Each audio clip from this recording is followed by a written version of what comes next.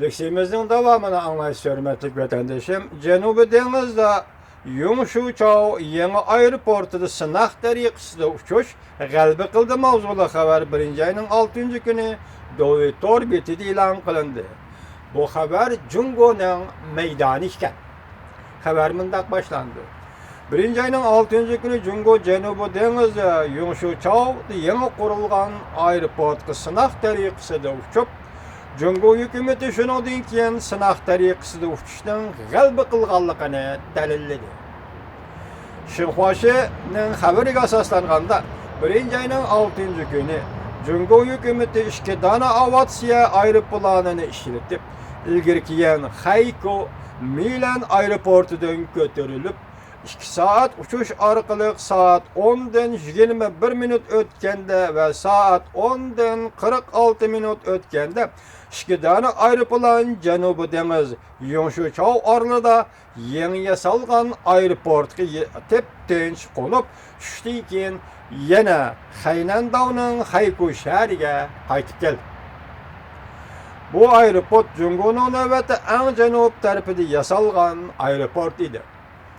Bu Jungoning cho'ng tipli aviatsiya aeroplanining Janubiy dengizda yuk Yumşuçav orliga tushib va ko'tarilishni mashq qilganligidir. Jungoning aloqador matbuotlari nihoyatda oz uchraydigan bir ahvolda bu xabarni keng sahifa ajratib xabar qildi. Bularga asoslanib hukm qilishga bo'ladiki, bundan keyin Janubiy dengizda Jungoning harbiy aeroplanlarining uchishining intayin zarur bo'lib qolganligini ko'rsatdi. Yumşuçavda yasalgan uçuş yo'li 3000 metr bo'lib, uzun musafirlik bombardimanchi aeroplan va to'shig'uvchi aeroplanlarni bemalol bu aeroportga qo'na oladi ekan. Ko'rib olishga bo'ladi ekan. Azadlık armiya Janubiy dengizga ishkirlab kirmoqda. 2013-yili diqqat biz tahlil qilaylik.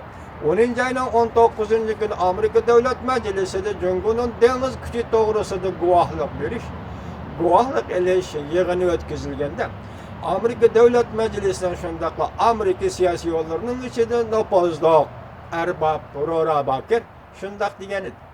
Bugun Jungo Amerika munosabati soğuk münasebetler urushi davriga kirdi. Demek hozir 2,5 yil vaqt o'tgandan keyingi bugungi kunda Jungo hukumati o'zining maydonini o'zgartgani yo'q.